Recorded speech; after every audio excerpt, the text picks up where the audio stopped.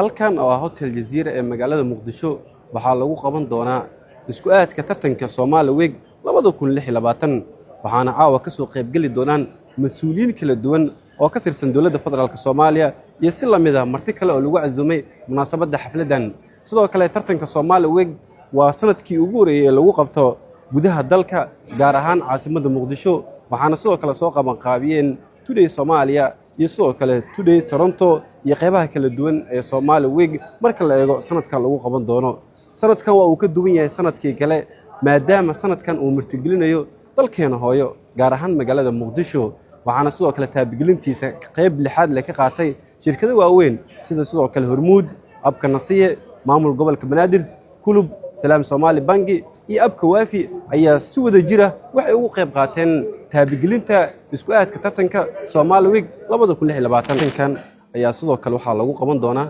magaalada Toronto ee dalka Canada waxaana loogu talagalay dhalinyarada ku nool